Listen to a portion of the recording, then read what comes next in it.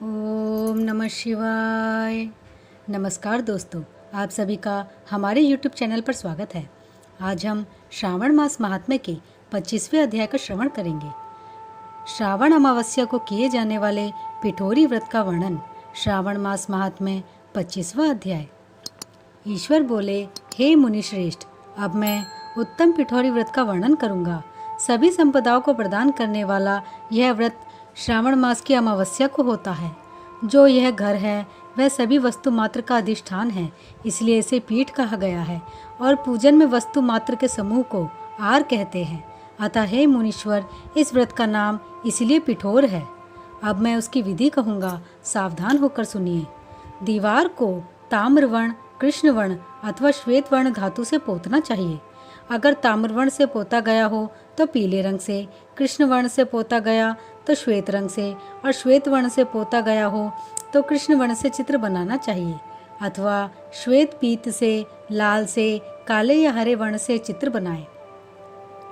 मध्य में पार्वती सहित शिव की मूर्ति अथवा शिवलिंग को बनाकर विस्तीर्ण दीवार पर संसार की अनेक चीजों का चित्र बनाएं।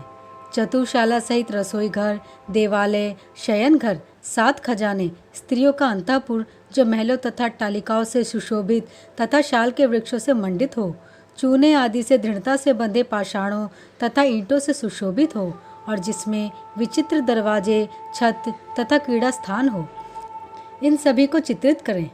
बकरियां, गायें, भैंस, घोड़े, ऊंट, हाथी, चलने वाला रथ, अनेक प्रकार की सवारी गाड़ियां, स्त्रियां, बच्चे, वृद्ध, जवान, पुरुष, पालकी, झूला और अनेक प्रकार के मंच, इन सब का अंकन करें।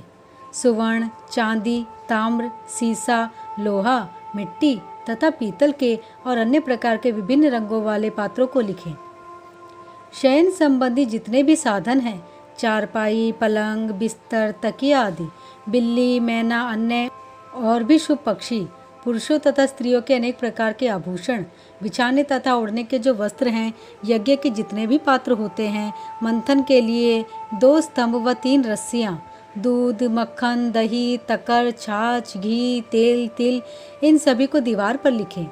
गेहूँ, चावल, अरहर, जौ, मक्का, वार्तानल, चना, मसूर, कुल्थी, मूंग, कांगनी, तिल, कोदो, कातसी नामक अन्न, सांवा, चावल, उड़द, ये सभी धान्य वर्ग भी अंकित करें।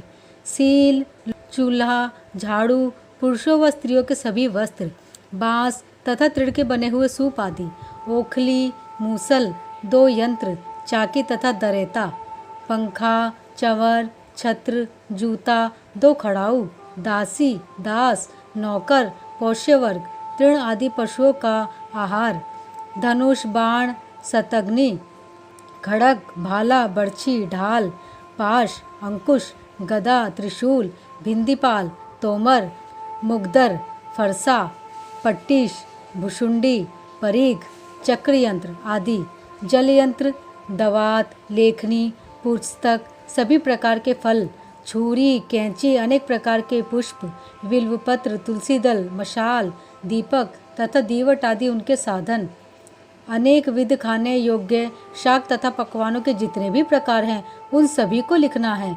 जो वस्तुएं यहाँ नहीं बताई गई हैं उस सबको भी दीवार पर लिखना है, क्योंकि यहाँ पर सभी कुछ लिखना संभव नहीं है, क्योंकि एक एक पदार्थ के सैकड़ों तथा हजारों भेद हैं और मैं कितना कह सकता हूँ। 16 उपचारों से इन सभी का पूजन होना चाहिए। पूजन में अनेक प्रकार के गंध, द्रव्य, पुष्प, धूप तथा चंदन अर्पित करें। ब्राह्मणों, बालकों तथा सौभाग्यवती स्त्रियों को भोजन कराएं। उसके बाद पार्वती सहित शिव से प्रार्थना करें, मेरा व्रत संपूर्ण हो। हे सांब शिव, हे दया सागर, हे गिरीश, हे चंद्रशेखर, इस व्रत से प्रसन्न होकर आप हमारे मनोरथ पूर्ण करें। इस प्रकार 5 वर्ष तक व्रत करने के बाद में उद्यापन कर देना चाहिए। इसमें घृत तथा बिल्व पत्रों से शिव मंत्र के द्वारा होम होता है। 1 दिन अधिवासन करके सर्वप्रथम ग्रह होम करना चाहिए। आहुति की संख्या 1008 अथवा 108 होनी चाहिए। हे वत्स, उसके बाद आचार्य की पूजा करें और भूयसी दक्षिणा दें। इसके बाद व्यक्ति इष्ट बंधुजनों तथा कुटुंब के साथ स्वयं भोजन करे। ऐसा विधान किए जाने पर मनुष्य सभी कामनाओं को प्राप्त कर लेता है। इस श्लोक में जो जो वस्तुएं उसे परम अभीष्ट होती है उन सभी को वह पा लेता है। हे वत्स, मैंने आपसे इस उत्तम पिठोरी व्रत का वर्णन कर दिया। इस व्रत के समान सभी मनोरथों तथा समृद्धियों को प्रदान करने वाला और शिवजी की प्रसन्नता करने वाला न कोई व्रत हुआ है और न तो होगा। मनुष्य इस व्रत में दीवार पर जो जो वस्तु बनाता है उसको निश्चित रूप से पा लेता है। इस प्रकार श्री स्कंद पुराण के अंतर्गत ईश्वर सनत कुमार संवाद में श्रावण मास महात्म्य में अमावस्या में पिठोरी व्रत कथन नामक 25वां अध्याय पूर्ण हुआ।